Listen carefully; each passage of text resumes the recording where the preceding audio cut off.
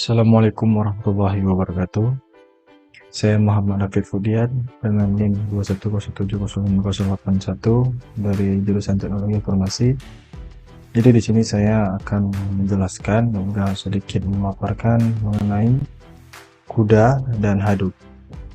Dan ini merupakan video untuk memenuhi tugas dari MK Komputasi Berkelanjutan yang dosennya yaitu Pak Mukan. Jadi di sini saya akan menjelaskan sedikit tentang CUDA dan Hadoop. Jadi CUDA merupakan singkatan dari Compute Unified Device Architecture ataupun disingkat CUDA. Adalah sebuah platform komputasi paralel yang dikembangkan oleh NVIDIA. NVIDIA ini adalah sebuah perusahaan yang bergerak di bidang teknologi.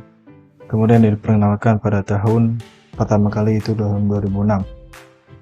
Dan platform ini memungkinkan program perangkat lunak atau software untuk melakukan perhitungan menggunakan CPU dan juga GPU. Dengan berbagi beban pemrosesan dengan GPU, bukan hanya menggunakan CPU, program yang menggunakan dan mendukung CUDA dapat mencapai peningkatan kinerja yang signifikan. CUDA merupakan salah satu platform GPU yang paling banyak digunakan ataupun perhitungan tujuan umum pada unit pemrosesan grafis.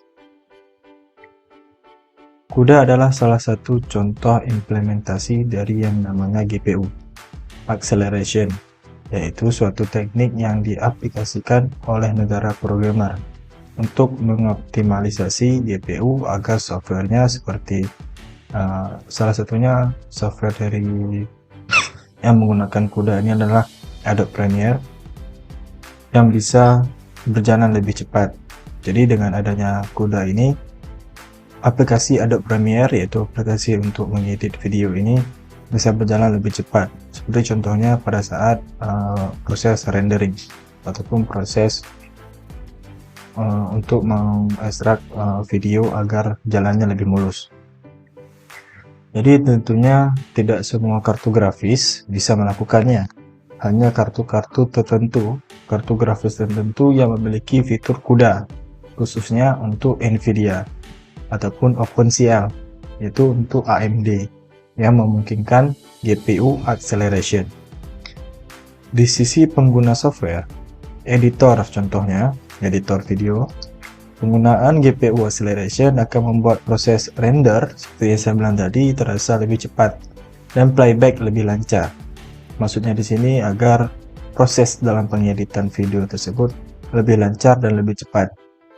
Itulah salah satu kegunaan dari CUDA itu sendiri. Perbedaan CUDA dan juga pesaingnya. Yang pertama, core NVIDIA CUDA pada umumnya memiliki ukuran yang lebih besar dan sedikit kompleks.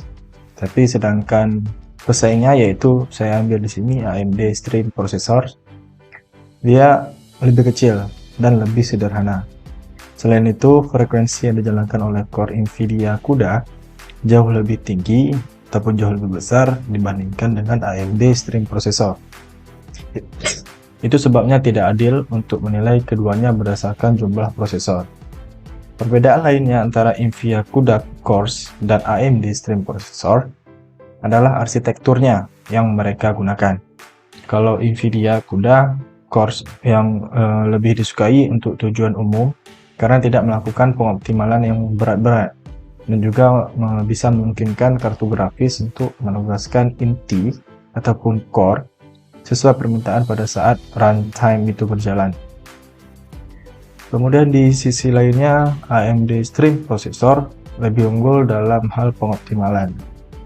Meskipun kedua pionir teknologi grafis ini memiliki jumlah pendukung yang fantastis yang hampir sama, NVIDIA memberikan upaya ekstra ataupun yang lebih daripada AMD ataupun pesaingnya, yaitu menyediakan dukungan bagi pengembangnya.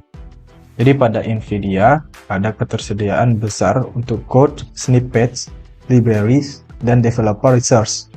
Itulah alasan mengapa para pengembang maupun user sangat menyukai NVIDIA CUDA ini dibandingkan dengan pesaing-pesaing lainnya ataupun kartu grafis lainnya.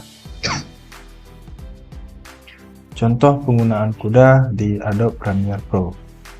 Ini saya ambil contoh CUDA di aplikasi ataupun software editing menggunakan Adobe Premiere Pro.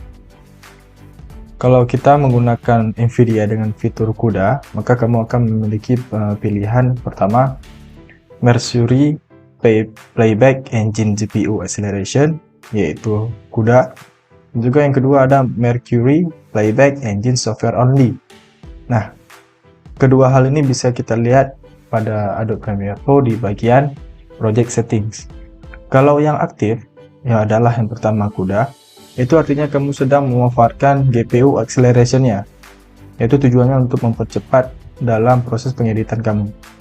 Kemudian sedangkan yang Software Only, artinya kamu tidak menggunakannya, ataupun tidak menggunakan bantuan dari GPU Acceleration CUDA ini. Tentunya performanya akan lebih cepat menggunakan CUDA, karena kita bisa dibilang ini kita memakai bantuan untuk mempercepat langkah editing kita, yaitu bantuannya dalam bentuk sebuah GPU Acceleration yang bernama CUDA. Kemudian yang kedua ada Hadoop. Jadi Hadoop merupakan sebuah tools framework yang dibuat oleh Google dan Apache Software Foundation yang dikhususkan untuk mempermudah pekerjaan yang terkait dengan Big Data Analysis. Hadoop bisa mengatasi segala permasalahan pengolahan Big Data yang masih dilakukan secara konvensional. Jadi Big Data ini merupakan sebuah kumpulan data yang dalam skala besar. Nah, jadi gunanya Hadoop di sini adalah untuk mengatasi permasalahan-permasalahan dalam data-data besar tersebut dalam bidang pengolahannya yang masih dilakukan secara konvensional. Bagaimana cara kerja Hadoop? Dalam Hadoop terdapat 4 modul utama, yakni HDFS, YARN, MapReduce, dan Hadoop Common. Berikut penjelasannya. Yang pertama ada Hadoop Distributed File System ataupun disingkat HDFS. Merupakan sistem yang terdistribusi dan beroperasi di hardware standar maupun low-end. Standar di sini maksudnya device kita yang spesifikasinya itu standar maupun ke bawah standar gitu, low ataupun low end. Kemudian ada yang kedua nama Yet Another Resource Negotiator, yaitu disingkat YARN, merupakan sistem yang mengatur dan memonitor cluster, nodes, dan juga resource usage. Kemudian yang ketiga ada MapReduce, merupakan framework yang membantu program untuk melakukan komputasi data secara paralel. Kemudian yang keempat ada Hadoop Common, merupakan penyedia library Java yang dapat digunakan oleh semua modul. Jadi Hadoop bekerja dengan mendistribusi dataset dalam jumlah besar ataupun semua mendistribusi big data ke beberapa mesin yang berbeda-beda. Jadi untuk kemudian data-data ini diproses di waktu yang bersamaan. Jadi secara bersamaan semua big data yang ada di mesin yang berbeda-beda diproses dengan Hadoop ini dengan cara bersamaan. HDFS digunakan untuk menyimpan data dan MapReduce yaitu untuk memproses data. Sementara YARN berfungsi untuk membagi tugas. Dalam implementasi hal ini, Hadoop memiliki ekosistem berupa berbagai tool dan aplikasi yang bisa membantu pengumpulan, penyimpanan, analisis, dan pengolahan big data. Jadi di antara keempat ini, Hadoop lah yang mempunyai peran yang paling besar di antara yang lainnya. Karena Hadoop bisa meliputi mengumpulkan data, menyimpan data, menganalisis data, dan juga mengolah data dengan cakupan big data ataupun data-data yang dalam jumlah besar. Kemudian ada kelebihan Hadoop. Apa kelebihan Hadoop? Yang pertama adalah fleksibel. Hadoop ini lebih fleksibel. Data bisa disimpan dalam format apapun, baik secara struktur maupun unstruktur. Hal ini memungkinkan pengguna untuk mengakses data dari sumber manapun dengan tipe apapun, tanpa terkecuali. Kemudian upgrade kapasitas. Jadi untuk Hadoop ini merupakan teknologi yang memberikan solusi pada sistem tradisional ataupun sistem yang sudah lama, yang dimana sistem tradisional ini memiliki data storage yang terbatas. Sementara Hadoop bisa ditingkatkan kapasitasnya ataupun bisa di-upgrade kapasitasnya. Sebab Hadoop ini ataupun framework ini bekerja secara terdistribusi. Ketahanannya tinggi, yaitu pertama seperti HDFS, merupakan bagian dari ekosistem Hadoop yang dikenal memiliki ketahanan yang tinggi dan meminimalkan risiko kegagalan baik software maupun hardware. Meskipun satu node rusak atau mengalami error ataupun masalah, HDFS bisa menyediakan backup data untuk melanjutkan sebuah proses tersebut. Kemudian kekurangan Hadoop. Yang pertama, persyaratan penyimpanan. Redundansi bawaan Hadoop menggunakan data sehingga membutuhkan lebih banyak sumber data penyimpanan. Jadi banyak sekali persyaratan seperti salah satunya sumber-sumber dari data tersebut harus jelas. Kemudian yang kedua ada dukungan SQL terbatas. Hadoop, kalau di Hadoop tidak memiliki fungsi-fungsi query yang biasa digunakan oleh pengguna database yang menggunakan SQL. Kemudian yang ketiga, keamanan. Jadi keamanan di Hadoop ini terbatas. Keamanan yang originalnya itu terbatas. Hadoop ini tidak mengenkripsi data saat disimpan ataupun saat berada di jaringan. Hadoop ini juga didasarkan pada Java yang sering menjadi target malware ataupun virus dan juga peretasan lainnya. Kemudian yang keempat ada keterbatasan komponen. Ada beberapa kritik khusus mengenai keterbatasan 4 komponen inti Hadoop. Itu yang pertama ada HDFS, YARN, NetReduce, dan Command. Jadi beberapa keterbatasan ini diatasi oleh solusi pihak ketiga. Namun fungsionalitasnya kurang pada Hadoop itu sendiri. Jadi pada Hadoop itu kurang berfungsi apabila tidak ada solusi dari pihak ketiga.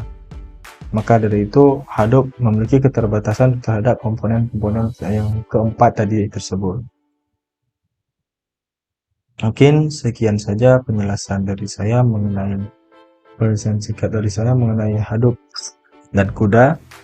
Apabila kita membahas tentang perbedaannya cukup jauh antara CUDA, fungsinya saja berbeda. Jadi cukup sekian dari saya untuk memenuhi pada mata kuliah komputasi berkelanjutan. Apabila ada yang ingin ditanyakan, silakan ditanyakan di kolom komentar. Lebih dan kurang saya mohon maaf. Terima kasih kepada Bapak Vulkan yang telah memberikan tugas ini kepada kami.